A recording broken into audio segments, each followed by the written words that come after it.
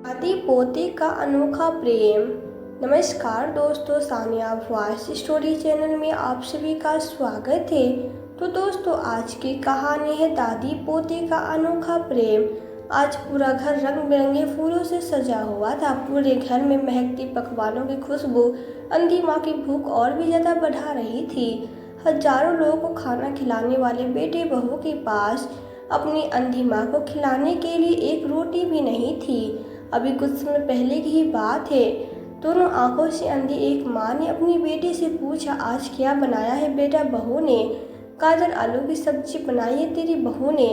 बेटे ने तड़क कर जवाब दिया। माँ ने कहा, बेटा तू तो जानता है अब मेरे दांत नहीं रहे, मुझसे सूखी सब्जी से रोटी नहीं खाई जाती है। थोड़ा सा दही या पतली सब्जी दे देता तो मैं अच्छे से खा लेती। तभी कानों को चीरती हुई एक तेज आवाज बूढ़ी माँ के कानों में पड़ी, ए बुढ़िया, खाना है तो खा ले, नहीं तो रहने दे। बहू ने रसोई से चिल्लाकर कहा, अंधे को भोग लग रहे हैं, जो मिल रहा है उसी पर सब्र और शुक्र कर। बेटे ने खाने की थाली माँ के सामने पटकते हुए कहा। माँ ने अपने हाथों से अपनी थाली को पकड़ा और फिर रोटी और सब्जी को छूकर देखा तो माँ का दिल बस होकर रह गया, मायूस होकर। फिर कहा, अच्छा बेटा, एक गिलास पानी तो ला दे। बेटे ने पानी लाकर माँ के सामने रख दिया। अंधी माँ ने रोटी उठाई और अपनी रोटी के टुकड़े तोड़ तोड़ कर पानी में भिगोने लगी और उन्होंने मुलायम करके खाने लगे। और इस तरह एक अंधी माँ ने अपने पेट की भूख को पानी में भीगी हुई रोटी के साथ शांत किया। निर्मला जी की एक आंख बहुत साल पहले चोट लग गई थी। इलाज भी बहुत करवाया पर कोई फायदा नहीं हुआ। धीरे धीरे उस एक आंख से देखना ही बंद हो गया। वो एक आंख से ही देख पाती थी, पर 2-3 साल से दूसरी आंख में भी परेशानी हो गई थी और इस आंख से भी देखना बंद हो गया था। डॉक्टरों को दिखाना तो उसने कहा, यह आंख बहुत ज़्यादा कमज़ोर हो गई है और इस आंख की नस भी बहुत कमज़ोर हो चुकी है। धीरे धीरे इस आंख से भी दिखना बंद हो गया। दोनों आंखों से काले साए ने जन्म ले लिया था, जो मरने के नाम ही नहीं लेता था। अब निर्मला जी को काले साए के साथ ही जीना था। एक तरफ बुढ़ापे की मार, दूसरी तरफ आंखों में काले साए की मार और तीसरी तरफ बेटे बहू का पवार। एक अकेली बूढ़ी औरत के लिए इससे ज्यादा दुख और जिल्लत की और क्या बात हो सकती थी। जिंदगी उसके ऊपर और क्या क्या सितम ढाएगी। निर्मला जी को अपने कानों पे अपने पति अशोक जी के शब्द घूमते थे और तभी निर्मला जी अपने अतीत में खो जाती हैं। अशोक जी 2 भाई थे। उनके बड़े भाई का नाम आनंद था। दोनों भाइयों की एक फैक्ट्री थी। निर्मला जी अशोक जी के बड़े भाई आनंद की साली थी। निर्मला जी बड़ी बड़ी आंखें, सुंदर नयन, काले घने लंबे बाल, गोरा रंग वाली लड़की थी। जो भी उन्हें देखता बस देखता ही रह जाता था। निर्मला जी सुंदर होने के साथ साथ बहुत ही विनम्र और सुशील भी थी। अशोक जी ने निर्मला जी को अपने बड़े भाई की शादी में ही पसंद कर लिया था। अशोक जी और निर्मला जी एक ही स्कूल में पढ़ते थे। अशोक जी 12वीं कक्षा के छात्र थे और निर्मला जी 11वीं कक्षा के छात्र थे। अशोक जी निर्मला जी को रोज छुप छुप कर देखते थे। एक दिन अशोक जी ने अपने प्यार का इजहार किया तो निर्मला जी ने साफ इनकार कर दिया और धीरे धीरे वक्त बीतता गया। स्कूल के दिन भी खत्म हो गए तो अशोक जी ने अपने माता पिता और अपने भाभी को घर रिश्ता लेकर भेजा तो निर्मला जी के माता पिता ने भी हाँ कर दी और दोनों की धूमधाम से शादी हो गई। निर्मला जी और अशोक जी एक दूसरे को बहुत ज़्यादा प्रेम करते थे। अशोक जी निर्मला जी को हमेशा बोलते रहते, निर्मला, मेरी प्यारी निर्मला, मेरी सुंदर सुंदर आंखों वाली निर्मला। निर्मला जी ने जब अपने बेटे अनुराग को जन्म दिया तो अशोक जी बोले था, तेरी की, मुझे तो बेटी की चाहत थी और आ गया बेटा। तो निर्मला जी ने कहा, मुझे तो मेरा राजा बेटा ही चाहिए था, मेरा राजकुमार, मेरे कलेजे का टुकड़ा।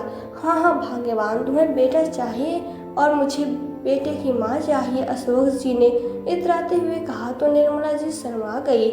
इस तरह प्यार भरे लम्हों में दिन गुजर रहे थे। एक दिन ऐसा आया जब अचानक से अशोक जी के सीने में तेज दर्द उठा और कुछ कहने सुनने से पहले ही वह अशोक जी निर्मला जी और अपने बेटे को छोड़कर चल बसे। निर्मला जी के ऊपर दुखों का पहाड़ टूट पड़ा था। हंसते खेलते उनकी प्यारी दुनिया पल भर में ही बिखर गई थी। अभी तो उन्होंने अपने जीवन की शुरुआत की थी, जीवन साथी के साथ जीना शुरू ही किया था। अभी तो उनके नए जीवन की शुरुआत हुई थी और अभी से उनके जीवन साथी का साथ उनके हाथों से छूट गया था। अशोक जी की याद में दिन रात तड़पती थी और आंसू बहाती उनके टूटे हुए दिल को किसी भी तरह करार नहीं आता था। उनके दिल में हर समय एक ही टिस उठती रहती जो किसी की भी तरह खत्म नहीं होती थी। वो दिन रात बस रोती ही रहती थी। अनुराग भी 5 वर्ष का ही था। निर्मला जी के माता पिता और अशोक जी के माता पिता भी अब इस दुनिया को छोड़कर जा चुके थे। निर्मला जी का एक बड़ा भाई था जिसकी माली हालत ठीक नहीं थी।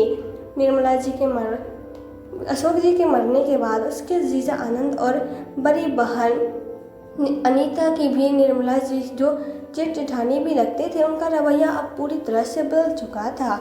आनंद जी और अशोक जी की एक पर्स बनाने की फैक्ट्री थी। अशोक जी बाहर का काम देखते थे, मार्केट में सैंपल लेकर जाते थे, पर्स के ऑर्डर लेते थे और माल सप्लाई करते थे, जबकि आनंद जी फैक्ट्री के अंदर पेपर्स वर्क करते थे। आनंद जी फैक्ट्री के अंदर ही रहता था। आनंद जी फैक्ट्री के बाहर का काम नहीं करता था। अशोक जी के देहांत के बाद अनीता और आनंद जी सब कुछ अपने कब्जे में कर लेते हैं। दो रिश्ते होने के बावजूद भी निर्मला जी को प्रॉपर्टी में से कुछ भी नहीं देते और वे दोनों धोखे से घर पर कभी कब्जा कर लेते हैं और घर में बने पीछे वाले सर्वेंट क्वार्टर में निर्मला जी को रहने के लिए दे देते हैं। अनीता को भी अपनी बहन पे तरस नहीं आता। वो भी पैसे के लालच में अपनी बहन के साथ धोखा करती है और अपने पति के साथ मिल जाती है। अब निर्मला जी अपने 5 वर्ष की बेटी के साथ तन्हा रह गई थी। निर्मला जी को अंदर ही अंदर गम खाया जाता था। वो रोज अपने मन में अशोक जी से ढेर सारी बातें किया करती थी। अशोक जी, आप मुझे अकेला छोड़कर क्यों चले गए हैं? मैं इस बच्चे की परवरिश अब कैसे करूंगी? हमारे अपनों ने ही हमें धोखा दे दिया है।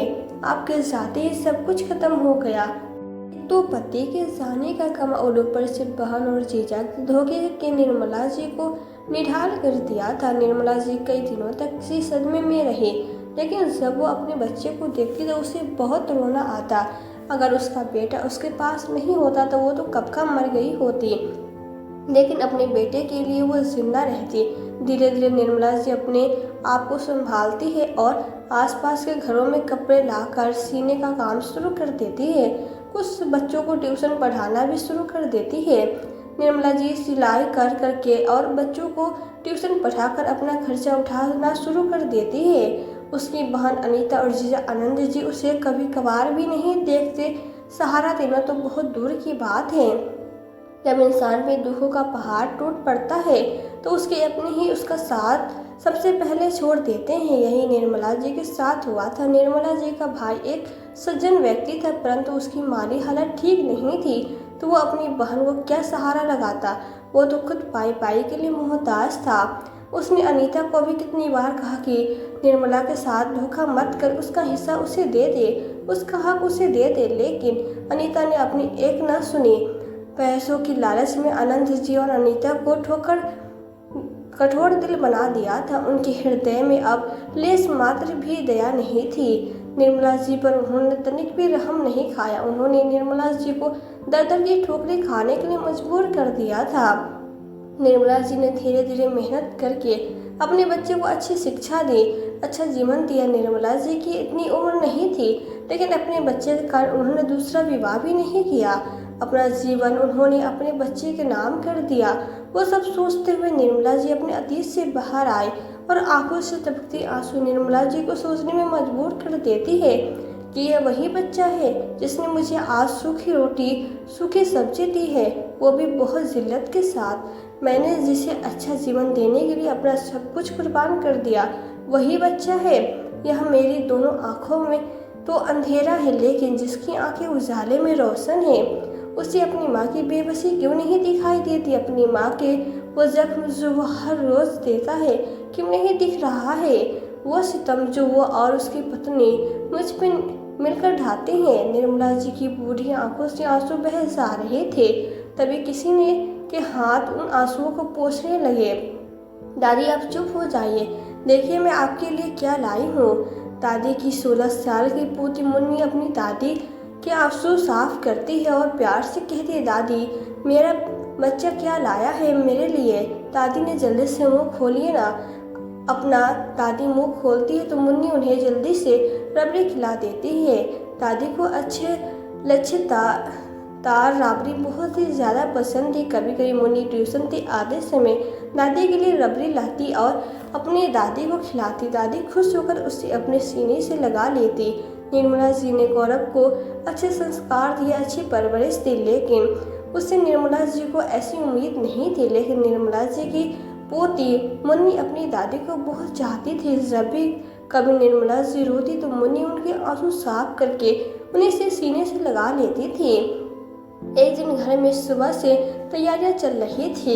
घर को सजाया जा रहा था, पकवान बन रही थी। पकवान बनते ही मुन्नी को ने दादी को ले जाकर दे दिया तो माँ ने अपनी बेटी पे भड़क गई और बोली, हाँ हाँ दे दे, तू उस बुढ़ी को पहले उसका भरना भर दे, चाहे सब भूखे रह जाए। तेरे भाई के आने से पहले सब कुछ खत्म हो जाए, लेकिन उस बुढ़ी को पहले दे दे। मुन्नी भी अपनी माँ की ही बेटी थी। खींच कर बोली, दादी घर की बड़ी है, पहले दादी खाएगी उसके बाद सब खाएंगे, और पहले खाना दे भी दिया तो क्या जुल्म हो गया। आप अपने घर से थोड़ी न लाइए, यह सब कुछ दादी का ही तो है। मुन्नी के मुंह से इतना सब सुनते ही उसकी माँ तड़क जाती है। मैं तेरे पापा से कहूँगी, यह कहकर वह वहाँ से चली जाती है। आज घर में तैयारियां जोर शोर से थी, इसलिए चल रही थी क्योंकि आज इस घर का पोता मोनू अशोक जी और निर्मला जी का पोता पन्ना से अपनी पढ़ाई पूरी करके 5 साल बाद लौट रहा था। घर में चारों तरफ खुशी का माहौल था। रंग बिरंगे फूलों से घर सजाया गया था। सबने नई नई पोशाकें पहनी थी सिवाय निर्मला जी के, क्योंकि उसके पास केवल 2 सफेद साड़ी थी जो एक धोती थी और दूसरी पहन लेती थी। निर्मला जी अपने हाथों से दीवार पे लगे फूलों को छूकर देख रही थी और अपने पोते के आने की खुशी को महसूस कर रही थी। उनका दिल आज बहुत खुश था। निर्मला जी अपने पोते से बहुत प्यार करती थी और उनका पोता मोनू भी उनसे बहुत प्यार करता था। पटना जाते समय मोनू केवल अपनी दादी से ही लिपट लिपट के रो रहा था और कह रहा था, दादी सबसे ज़्यादा मुझे आपकी याद आएगी। मेरा बस चलता तो मैं आपको अपने साथ ले जाता, लेकिन हॉस्टल में घर का मेंबर अलाउ नहीं करते। आज पोते के आने की खुशी में जो रौनक निर्मला जी के चेहरे पे थी, वो रौनक कभी स्कूल के दिनों में हुआ करती थी। चेहरे पे भले ही उम्र का पहरा है, लेकिन दिल तो खुशी से झूम रहा था। भले ही चेहरे पर झुर्रियाँ है, लेकिन झुर्रियों के पीछे जो खुशी थी उसको निर्मला जी महसूस कर सकती थी। घर के सभी लोग जल्दी जल्दी मोनू को लेने एयरपोर्ट चले जाते हैं, सिवाय दादी के। दादी को घर पे यूं ही छोड़ जाते हैं। जैसे ही मोनू एयरपोर्ट पे आता है, उसके चेहरे की खुशी झूम उठती है। मोनू घर वालों के पास आता है, इधर उधर देखने लगता है। बेटा क्या देख रहे हो तुम? अनुराग अपने बेटे से पूछता है। पापा दादी कहाँ है? दादी को कहाँ छोड़ आए? बेटा उनकी तबीयत कुछ ठीक नहीं थी, इसलिए वो घर पे ही है।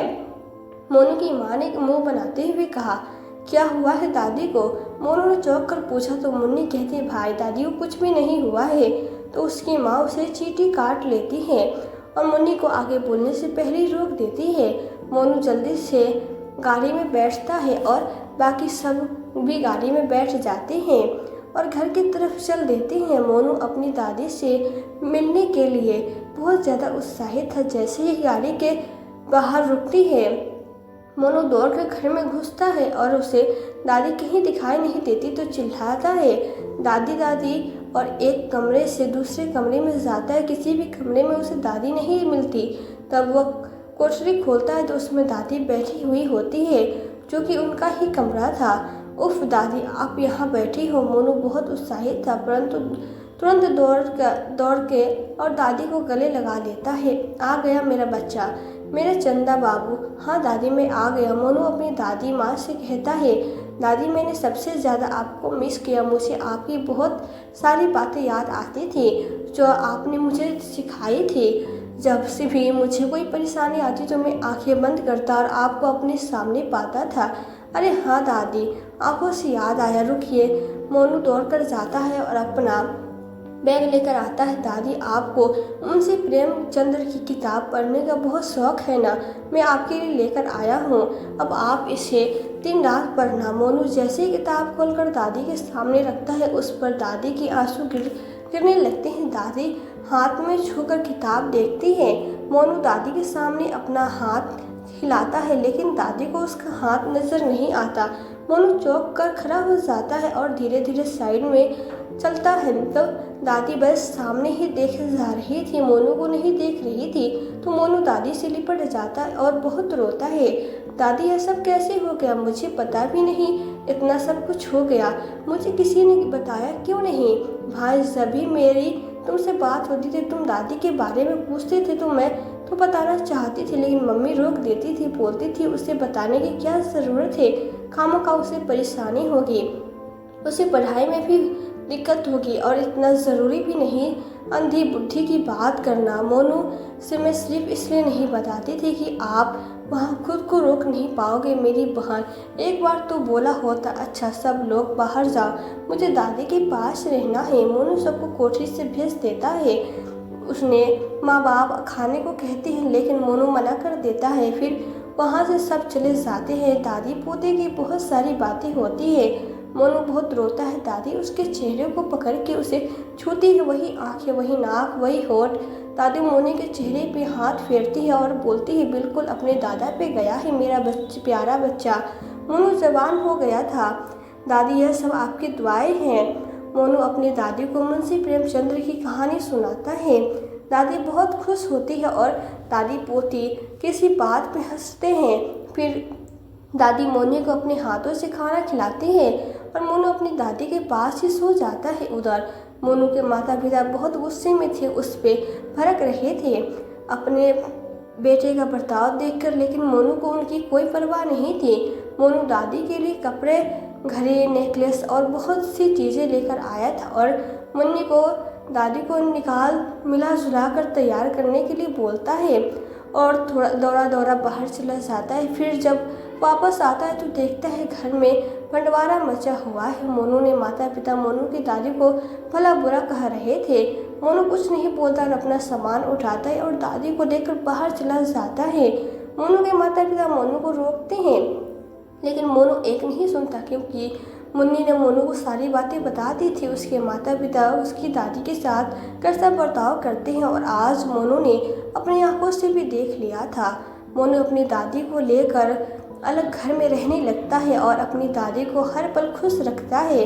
उधर निर्मला जी की बहन अनीता और जीजा आनंद जी को उनके कर्मों की सजा मिल रही थी और वो दोनों ही बहुत बीमार रहते थे। आनंद जी को तो 2 बार हार्ट अटैक भी आ चुका था और उनका ज़्यादा से ज़्यादा पैसा बीमारी में खर्च हो जाता था। पैसा तो बहुत था, लेकिन सुकून नहीं था, हर वक्त बेचैनी रहती। दोनों को यही लगता कि यह सब उनके कर्मों का फल है। अब वे दोनों अपने पापा का बोझ उठाते उठाते थक चुके थे। वे दोनों अब निर्मला जी से अपने किए गए कर्मों की माफ़ी मांगना चाहते थे, जिससे कि उन्हें शांति मिल सके, सुकून मिल सके। अनीता और आनंद दोनों निर्मला जी के पास जाते और निर्मला जी से अपने कर्मों की माफ़ी मांगते हैं। निर्मला जी दयालु स्वभाव की महिला थी। अपनी बहन और जीजा को देखकर उनका दिल पसीज जाता है और अपनी बहन और जीजा दोनों को वो माफ़ कर देती हैं। अनीता और आनंद जी अब निर्मला जी को उनके हिस्से की प्रॉपर्टी भी दे देते हैं। निर्मला जी के पास अब करोड़ों रुपए की प्रॉपर्टी थी। अब वो कोई गरीब लाचार बेबस औरत नहीं थी। निर्मला जी अपने सारे पैसे मोनू के नाम कर देती है, दादी को लेकर विदेश लेकर जाता है और दादी का बहुत अच्छे से डॉक्टर से इलाज करवाता है। तो दादी की आंखें धीरे धीरे अब ठीक हो जाती है और दादी अब सब कुछ देखने लगती है। मोनू अपनी दादी को देखकर बहुत खुश होता है। मोनू एक लड़की से बहुत प्यार करता था, इसका नाम पलक था। पलक की माँ नहीं थी, पलक की माँ का बचपन में ही देहांत हो गया था। जब पलक थी, उसके पिता ने ही उसकी परवरिश की थी। पलक बचपन से ही माँ के प्यार के लिए बहुत तरसी थी। जब पलक दादी से मिली तो मुन्नी को दादी में अपनी माँ नज़र आई और वो दादी से मिलकर बहुत खुश हुई। दादी मुन्ना और पलक की शादी बड़े ही धूमधाम से करा देती है। पलक और दादी के बीच बहुत ही अच्छी बॉन्डिंग बन गई थी, दोनों में बहुत ही अच्छी पटती थी। पलक की दादी बिल्कुल मोनू की तरह सेवा करती थी। मोनू के माता पिता मोनू के पास आते, लेकिन मोनू उनकी कोई परवाह नहीं करता। मोनू को अपने साथ ले जाने की कोशिश करते हैं, लेकिन मोनू उनकी एक नहीं सुनता और उन्हें जाने के लिए बोल देता है। मोनू और पलक दादी एक खुशी जीवन व्यतीत करते हैं, लेकिन मोनू के माता पिता पलक की शादी करके बिल्कुल तन्हा हो गए जाते हैं और हर पल रोते हैं। इस बार बेटा देकर भी बेटे का प्यार नसीब नहीं हुआ। मोनू के माता पिता ने अपनी माँ के साथ ऐसा किया तो मोनू ने भी अपने माता पिता के साथ वैसा ही सबक सिखाया। जब कोई अपना हमारे साथ ऐसा व्यवहार करता है तो हमें कैसा महसूस होता है, यही उसने अपने माता पिता को महसूस कराया। अपने कर्मों के फल हमें इस जीवन में भुगतने पड़ते हैं। अच्छे कर्म करेंगे तो हमें अच्छा फल मिलेगा और बुरे कर्म करेंगे तो हमें बुरा फल मिलेगा। यही प्रकृति का नियम है, जैसी करनी वैसी भरनी। तो दोस्तों, यह थी हमारी आज की कहानी। आज की कहानी आपको कैसी लगी हमें कमेंट बॉक्स में कमेंट करके ज़रूर बताएं। यदि वीडियो आपको अच्छी लगी हो तो वीडियो को लाइक और शेयर करके, चैनल पर यदि नए हो तो चैनल को सब्सक्राइब जरूर कर दें। साथ ही बेल आइकन को प्रेस कर दें ताकि आने वाली वीडियोस की नोटिफिकेशन आपको मिलती रहे। तो आज के लिए बस इतना ही। मिलती हूँ आपसे एक नई वीडियो में एक नई कहानी के साथ। कहानी में अंत तक बनी रहने के लिए आपका दिल से बहुत बहुत धन्यवाद।